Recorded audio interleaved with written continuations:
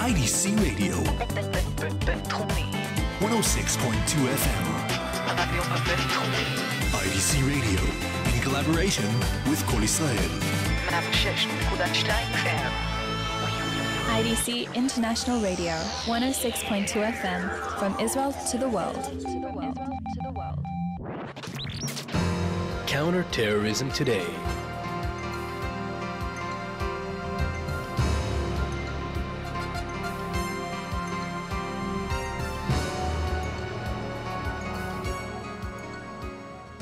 Good afternoon, ladies and gentlemen, and welcome to Counterterrorism Today, brought to you by the ICT in collaboration with IDC International Radio. I'm Itai Hanman, and thank you to all of our listeners and viewers if you're on Facebook Live, or any of our listeners on IDC Radio, or any of the multitude of different platforms on the internet that you can listen to us now. Welcome to the program. Another special interview as we continue a series of special interviews here on Counterterrorism Today with some special guests that have come to the IDC to give lectures and courses. And with us here in studio is another one of those very special guests with us today. He has come here in the past. I was blessed enough to be in one of his courses many years ago when I was in the master's program. He continues to come to the IDC and to the ICT, and we appreciate it very much. This is Professor Dr. Erroll Southers, a professor of practice in National and Homeland Security, director of the Safe Communities Institute and Homegrown Violent Extremism Studies at the University of Southern California, the Sol Price School of Public Policy at the University of Southern California. Dr. Southers, welcome to the program, and thank you for being here. Itai, thank you very much. It's good to be home. We truly appreciate you being here. I love that you call it home. Our home is your home, and we appreciate it very much. Maybe you can give a little bit of your own personal background to our audience, to our listeners that don't have the opportunity to be in your classes and listen to your wonderful lectures. But maybe we can give the background to Dr. Southers for our audience. Oh, certainly. Well, first of all, thank you. It's an honor and a pleasure and a privilege to be here. Boaz Ganor and I affectionately refer to each other as brothers from another mother.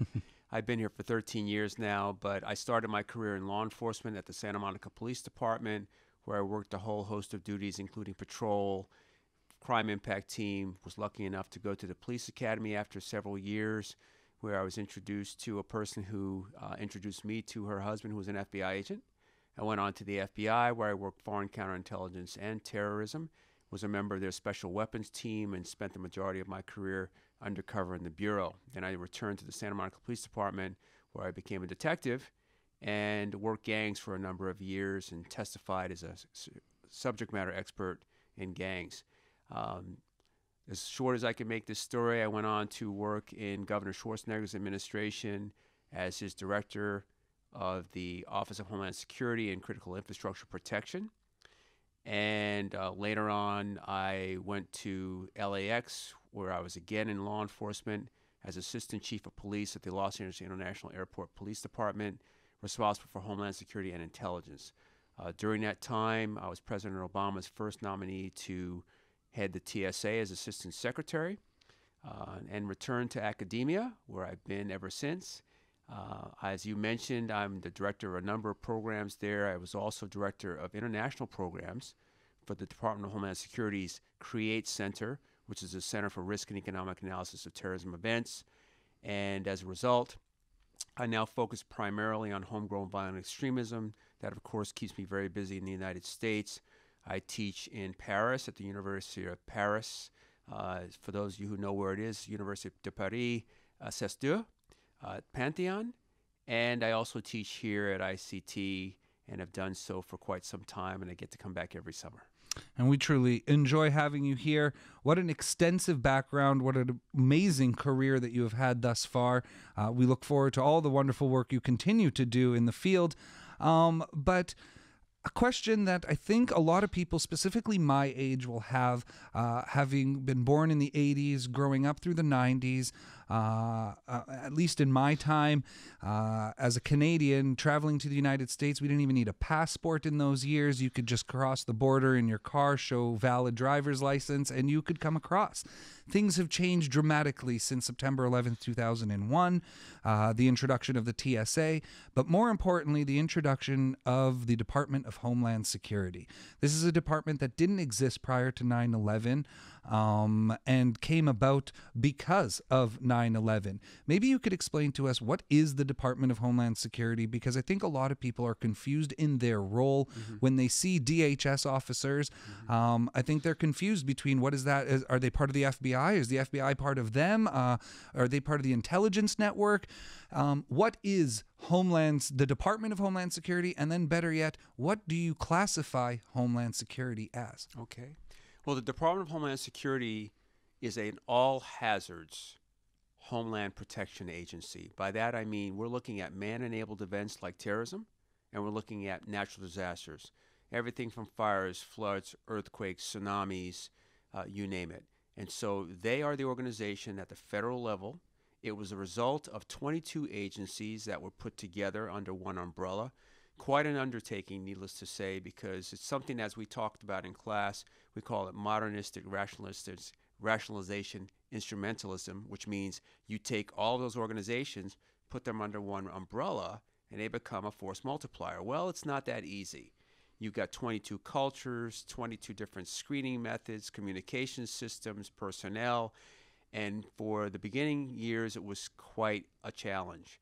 What we have done, though, is we've put those agencies together over time. They were focused or tasked with about 6 primary areas as a result of 9/11, most importantly being intelligence and information sharing, border control, critical infrastructure protection, emergency preparedness and response, and some others, because we were really trying to respond to an incident and a threat that we weren't prepared for. You know, we had always considered since 1995 in the Oklahoma City bombing a homegrown individual who attacked our own country. We even, in one instance, had an international terrorist organization then that attacked the World Trade Center in 1993 as an individual cell. But for an organization to come up with a plan as they did on 9/11, that was something that was incredibly unusual and very unprecedented. So we overwhelmingly took on this task to put together an organization to, most importantly, make sure that this wouldn't happen again. So it is a homeland protection agency. It has taken on somewhat of a law enforcement effort. However, I'm going to be very careful here and say I don't consider them a law enforcement agency, although they do have an incredible amount of jurisdiction and scope with regards to their responsibilities. The FBI is the #1 counterterrorism organization in the United States. They have sole responsibility for any acts of terrorism, both at home and any acts of terrorism that happen abroad that affect United States citizens and or our assets. Is the FBI fully independent of the DHS? Absolutely. The FBI reports to the Attorney General, and DHS reports to the Secretary of the Department of Homeland Security. When that blanket was thrown out there called Department of Homeland Security, the FBI escaped. There were a number of agencies that went under the blanket, such as Secret Service, the United States Coast Guard, Federal Emergency Management Agency, but the FBI still reports to the Attorney General, who reports to, of course, the President. Excellent. And as we look at your career, all the different stages of your career, maybe you could just outline for us a little bit of what you have witnessed in the evolution of terrorism. Well, one of the things we saw early on, we go back as close to 9/11, which was around 2005. This is globally speaking. We saw what we call direct recruits, people like the terrorists that were in London on 7/7 and hit the 3 trains in a bus. They were fully resourced. They had funding, planning, logistics, all the intel they needed. As time evolved globally, we then saw some people who were, if you will, associates, such as the Mumbai Attack in 2008. There you had 10 individuals, which really changed the course globally of what we were looking at. 10 individuals took over a city for 3 days. And as we were responding to incidents around the world, we realized how that could happen. So we started to change our counterterrorism approach and responses to incidents like that might happen. And then, of course, we had people who were self-recruits. Abdul Muttalib in 2009 on Christmas Eve, when he tried to ignite his underwear bomb, and then Faisal Shahzad with the truck bomb in Times Square in New York City. Both those guys were unsuccessful as a result of operator failure. We were very lucky, but we saw an evolution over the course of several years, not too many, between 2005 and 2009, where we went from direct support to affiliates to self-recruits. And of course, we had to adapt. The one thing we have seen is a constant evolution of our adversaries to our countermeasures, which has caused us to have to really think hard about tomorrow's threat as opposing to responding to yesterday's incident. And so when you look at tomorrow's threat, how does a counterterrorist officer, expert, stay one step ahead of the game? Well, obviously, the one thing that has changed the paradigm is the internet. And even more so than just the internet, meaning Twitter, Facebook, email, etc. We've got a dark web, we've got Tor, we've got platforms such as 8chan, 4chan, Gab, Pastebin, and what we're seeing now is a whole community that's come together on the dark web in order to meet each other, exchange information, and even more diabolically speaking, people now that have gone to posting manifestos before they go operational, and in the case of the Christchurch shooter, actually trying to live stream the event as he's engaging people. So we are obviously going to be paying close attention in the intelligence community to online communication, to online postings. That gives us a good clue. Unfortunately, when we have an attack, that is the first thing we go to determine, is this a lone individual? Is this a cell? Is this an organized effort? How large is this? When is the next attack, and how might it happen? And you are an expert on homegrown extremism, violent extremism specifically. The United States has seen its fair share of homegrown extremists. If you brought up the Oklahoma bombings, Timothy McVeigh, you can look at the Pulse nightclub in Orlando, San Bernardino. We also have the Boston Marathon bombers, all homegrown terrorists or violent extremists.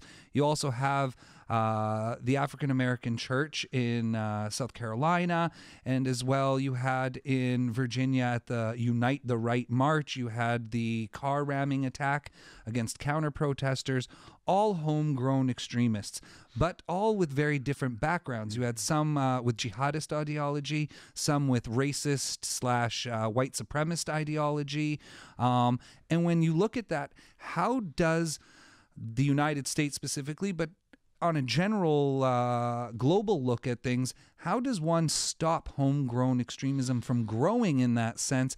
Because, as you mentioned, you have like the Christchurch attack where he's trying to film, live stream his attack, which works on two different levels. A, it could help inspire the next attack, and B, it also has a very large psychological effect on the societies affected by the terrorism, and when it's on the internet, all societies could be affected psychologically by it.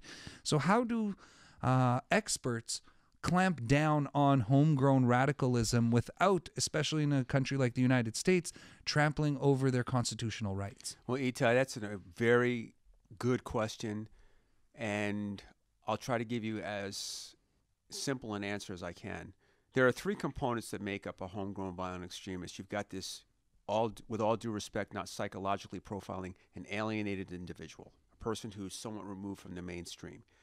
That person then engages in or identifies with a legitimizing ideology. To make it simple, I put them in three categories: an ideology that's based on race, one that's based on religion, and one that's based on an issue orientation. And then last but not least, you've got this enabling community. To answer your question, that enabling environment or community is the only thing we can affect. You can't determine a person's level of alienation. An ideology is as legitimate as the person wants it to be. But that social network, that family, those people they're around, ones they communicate with, those are the people that we can influence to make that happen. For example, we go back to Dylan Roof. Dylan Roof's, what we call it a cognitive opening, where people are really susceptible to becoming violent and engaging. His cognitive opening was a killing of an African American named Trayvon Martin by an individual named George Zimmerman. And to make a long story short, he decided to do some research on black on white crime. The Google algorithm took him to a very interesting collection of misinformation about that. He decided that blacks were killing whites. He had to do something. I believe the most motivating factor for people who get radicalized is not race or religion. It's nothing more than altruism and wanting to do something noble. His act of nobility was going to be out, that he was going to go out and make sure that white people didn't get killed. And he sat in a church in Charleston, South Carolina, and he killed a number of folks, 9 of them, after sitting there in prayer. At the same time, you have an individual like Tamerlan Tsarnaev, who came to the United States and wanted to be a professional boxer. Again, to make a long story short, he had a number of adversarial things that happened to him in his life. He spiraled downward, and after a trip over to the Caucasus region to his parents and his mom, he came back.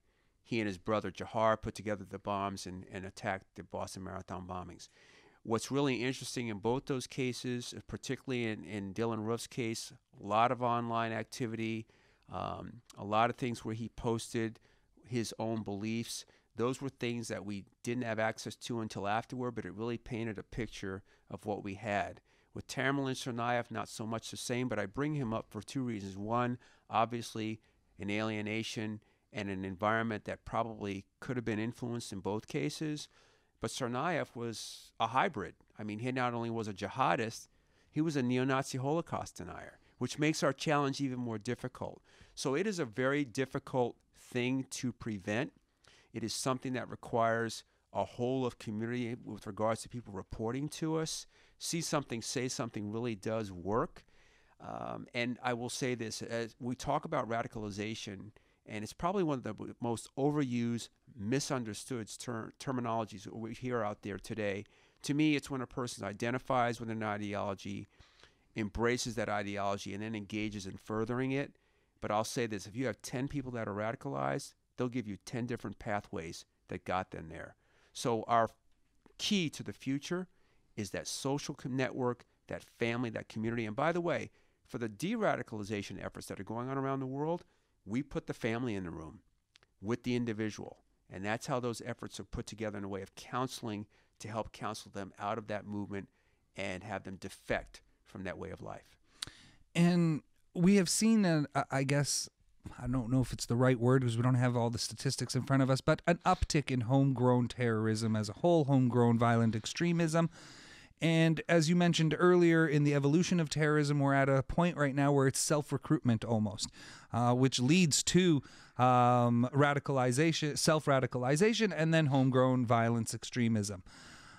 Are we at a tipping point where we need to focus more on the homegrown aspect of terrorism versus the past hierarchical organizational terrorists, or are we still needing to just split the pot in half and really work on both ends? Well, no, great question. And actually, you have it right. We need to focus on the homegrowns. You know, with all due respect, and these organizations are learning organizations, they're very adaptable. Al-Qaeda had it right. After a period of time, they were encouraging people. Don't come to Afghanistan. Stay in your countries. Go operational. Attack. We'll claim responsibility. ISIS tried to do the same thing. We don't need you here. You have a Western passport. Stay at home. Attack. Now, of course, we're seeing the same thing with the right wing. We're seeing it with white supremacists and neo-Nazis. We do need to focus on that. The data is overwhelming with regards to people attacking in their own countries. What people don't understand is whether they be white supremacists or white nationalists or jihadists, these individuals are largely born in the countries they're attacking in. I work in France. Those young men that attacked in France at Charlie Hebdo, they were from Paris. They were born in Paris. Some of them went over to Syria to become foreign fighters and returned. We see that. The attacks we've seen in Germany and the UK, Germans and Brits. So we have an uptick in all those countries, but the danger we have, Itai, is that we're seeing these movements globalize themselves, whether online or in person. We have a number of organizations in the United States that have now traveled to Europe, connected with those guys, returned, and it's a global movement. But to answer your question, the international threat is now being furthered by homegrown individuals that are going operational. Very interesting. And you made mention that in your previous career paths, you still are a expert on the subject matter of gangs. Southern California is not immune to gangs. If anything, a lot of gangs started in Southern California, especially in the United States. Something that I'm very interested in research here at the ICT is the nexus between criminal organizations and terrorists. In your expertise, do you find that there is now a real synergy between the criminal organizations, gangs, and terrorist organizations? For example, using similar smuggling routes or helping each other build tunnels. We've heard of how Hezbollah has come over and helped Mexican cartels to build tunnels underneath the U.S. border to smuggle drugs or people or whatever it may be. We know about the tri-border region in South America, where it is really just a hotbed of multitude of different terrorist organizations and criminal organizations, and they seem to be swapping information and working with one another. Is there a need now for a specialized law enforcement agency, if you will, to tackle the nexus between crime and terrorism, because the line is getting blurred now? We used to have, the FBI had a section or a department that dealt with criminal organizations like the mobsters and the whatnot. There's the gang units. There's the ATF to deal with smuggling of weaponry. And is there a need now for a specialized unit that would deal with the nexus between these two? Because right now we have counter-terrorist experts, gang experts, criminal experts. Maybe is there a need for a dual-use expert, if you will? I would say probably my first inclination is to say no, because at the end of the day, with those organizations you mentioned, they're criminal enterprises. So we're tracking the money. We're going after the money. So if you're looking at financing, that kind of expertise exists. They're going to work closely with the organized crime units that are within their purview.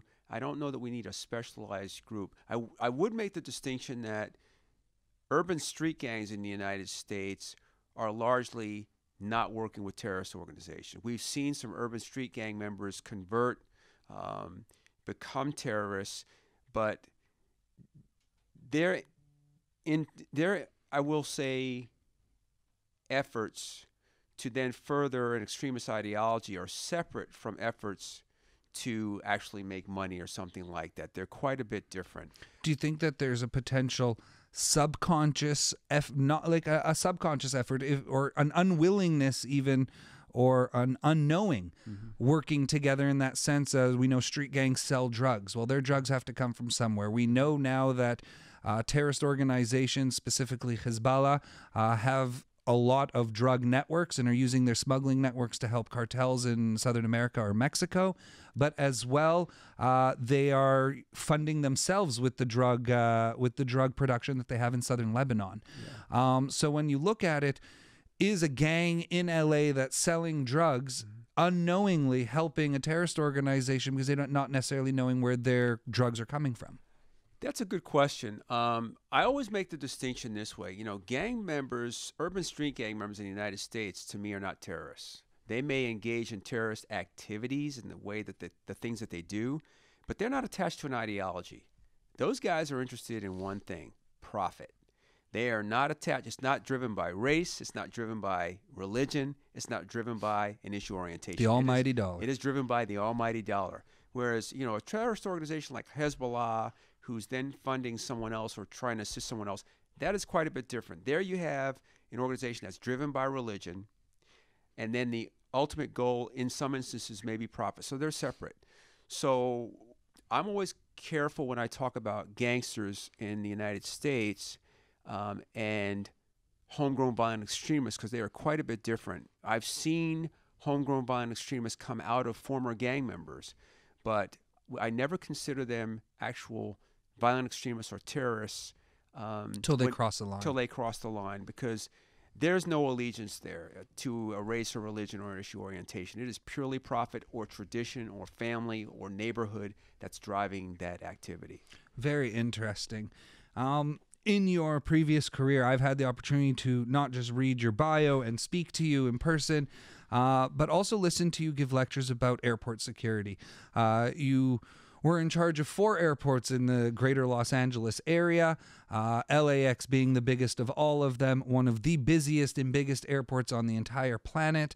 The numbers are beyond me when you speak about the amount of officers and personnel that are under your direction, just specifically for policing and security purposes, and that doesn't even include the TSA.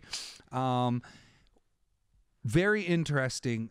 In your opinion, can all airports be secure, or do each one need to have a tailor-made solution for themselves based on size, scope, and whatnot? I think you've answered it both ways. I do think airports can reduce the risk of attack. No one will ever be totally secure. And to your other point, I think that they have to have a tailor-made solution. If you've seen 3 airports, you've seen 3 airports.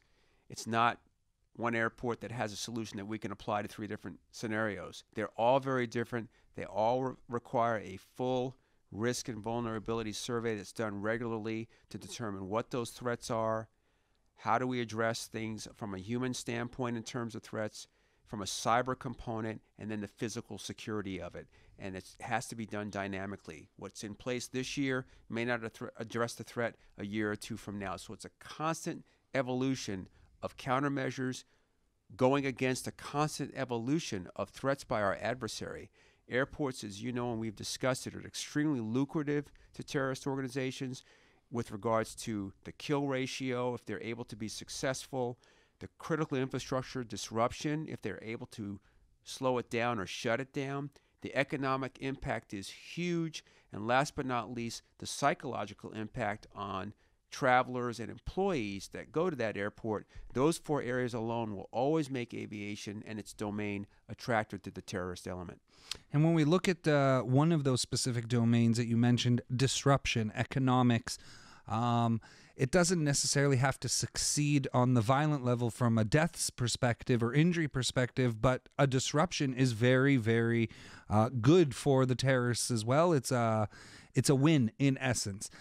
2 specific incidents that brought to my attention when I'm looking and researching and thinking about aviation security is what happened at Gatwick Airport in England and Newark in New Jersey, where drones were flown around the airport, above the airport, really shutting down the airspace in the area. Neither were armed, so we were at least lucky from that perspective, but in the future, maybe one of those drones is armed with some sort of bomb. It could just be like a 9/11 plane where it's just crashing into something, or it could release something into the air, maybe even a chemical that is airborne, any type of scenario like that. And when we look at what do you see the future, how do airports protect themselves from drones that are tiny, little small drones that fly into their airspace? Drones are certainly the next threat, not just in the aviation domain, but we talked about stadiums and that whole issue there.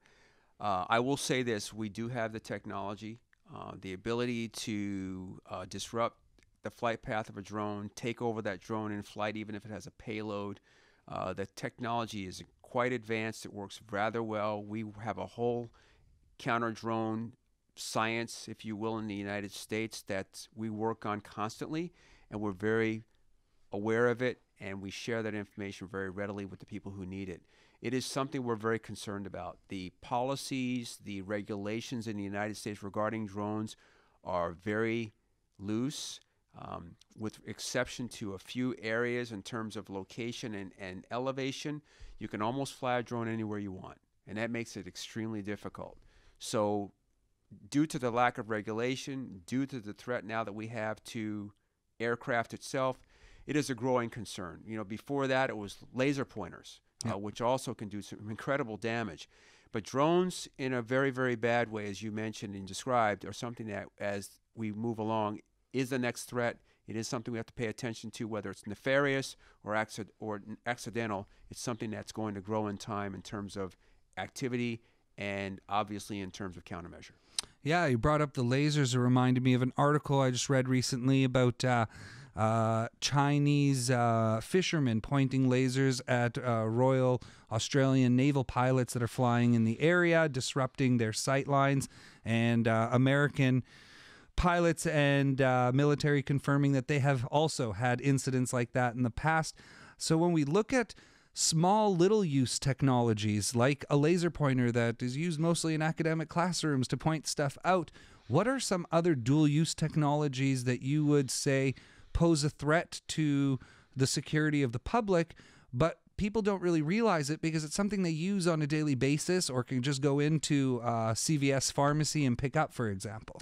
That's a tricky one. I hadn't given that much thought. Right, as you talk about aviation, obviously laser pointers, drones sticks out. That's a tricky one. I hadn't really thought about it. There are obviously there are certainly some chemicals that can be purchased over the counter that can make other things. I have a colleague here in Israel who over the counter was able to show us how you can make TATP, which causes incredible problems and can be used for explosives. But I'd have to think about that one. No, that's fair. And you served in Governor Schwarzenegger's administration, and I have a question for you really regarding how you would go about advising a governor or a president in that sense, because each state, each country has only X amount of resources. Mm-hmm. When you want to survey someone, it could, as you mentioned to me in class, it would take 15 officers to survey one person on a 24-hour basis.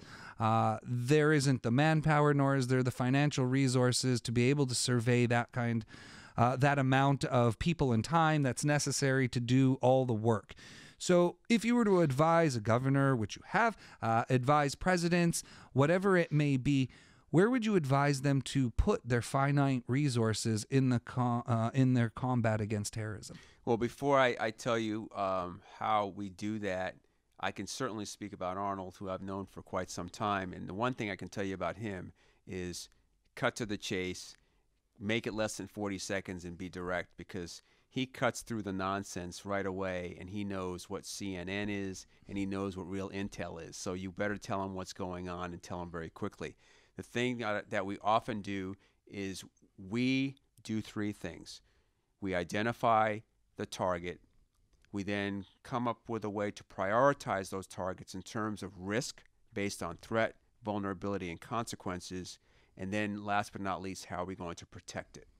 So as you're talking about something in a classified world, we then go into the governor. We tell him this is our top 10 or top 15 sites. Here's what we've got. Here's the threat they face. Here are the countermeasures we're going to put in place. And there's a series or a span of time that those countermeasures, both short and long-term strategies that would address it.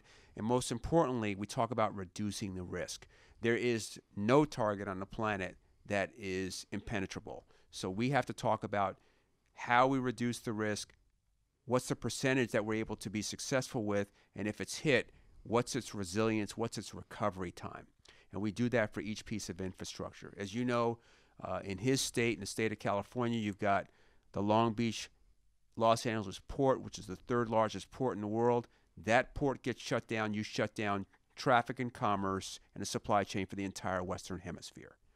Those are the kinds of things you're dealing with. You're dealing with an airport like LAX, which is the number one point of origin, point of destination airport in the world. If we have to slow that down, that, of course, slows down a ripple effect, a cascading effect across the entire continent. So those are the kinds of conversations we had with him. But more importantly, you leave the governor or the president with a feeling that you know what the targets are, you know what their vulnerabilities are or their risk quotient is, and you come up with a strategy, both short and long term, on how to protect them. Well, California is just like any other country, if you will. Fifth largest economy in the world is the state of California. 38 million people, the same size as the population of Canada.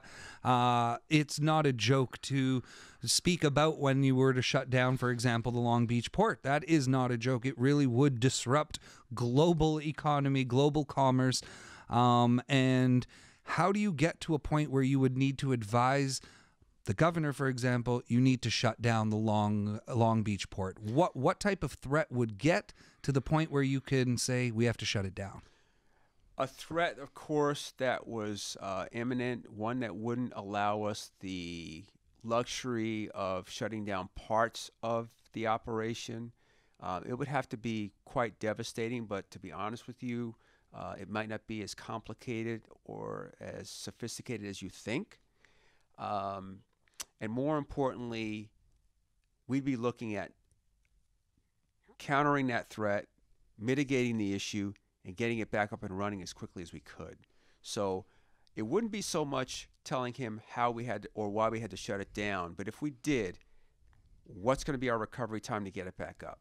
That's the most important thing. It's the same with an airport. If we have to shut down a terminal, hopefully we don't have to shut down the entire airport. How soon are those planes going to be back in the air? How are we going to keep people safe? It really is about continuity of operations and keeping that going. I've kept you here quite a while, so we'll wrap things up real quickly here. One final question for you. As you look to the future, and you have quite the vast experience and the ability to see things that others won't see and notice, what would you say is maybe the world's as a whole, outside of the United States, because you could look at it from a global perspective, is the globe's global vulnerability? Where is humanity most vulnerable right now, looking to the future, that the terrorists could find a loophole, something to exploit? Well, I'm going to be a little territorial and say, again, a country's homegrown threat is its greatest threat. It's sort of like an insider threat to a company or a corporation. That's really it. And unfortunately, these individuals now have one-upped the ante. I used to always be asked, what keeps you up at night? And my doomsday scenario that I often would not voice in public, but now I will since it's happening, is an ideologically motivated individual that would attack a school or a house of worship. And that's what we have now. We have individuals that are ideologically motivated, attacking schools and attacking mosques and synagogues and churches. And that, to me, as they are now communicating with each other about body count and how to do it, that's something we need to pay attention to. We can always talk about the radiological, biological, chemical, nuclear, and explosive threats, but it really comes down to the human element of one person and how much damage they can do and where they do it. And those places, in some instances, we're just not ready for psychologically, and we're not ready for physically. The world has changed, and I've been here many years, and I joke when I go back to the United States and say, when you walk in a mall in Israel, you go past security. In the United States, we worry about what people take out. Here we worry about what people take in. And so the day may not be long in the future where when you go to a church or a synagogue or a mosque, you're going to walk past security. And so I'm looking at the individual threat, the homegrown individual that's ideologically motivated and trying to do a lot of damage to a lot of people in a place they felt safe traditionally, which is our schools and churches. And I think that's what we need to pay attention to. Sadly, it feels like a line has been crossed that used to be unwritten rules. Those were places you didn't touch, houses of worship, schools, children. Those unwritten rules have been thrown out, put in through the shredder, and we've entered a new age, a new time. Dr. Suthers, thank you so much for joining the program here today. It's truly a pleasure to have you in studio, this very insightful, enlightening conversation. For anyone that's joining us late, Professor Suthers is from USC. He's here visiting as an IDC professor this week, teaching a course called Introduction to Homeland Security. Professor Suthers is of the practice in National and Homeland Security, the director of Safe Communities Institute and Homegrown Violent Extremism Studies at the University of Southern California, the Sol Price of School of Public Policy, also at USC. Dr. Southers, thank you so much for taking the time. We really appreciate it and look forward to the rest of your lectures here this week. Toda rabah. Toda. Thank you so much, Dr. Southers. Counterterrorism Today.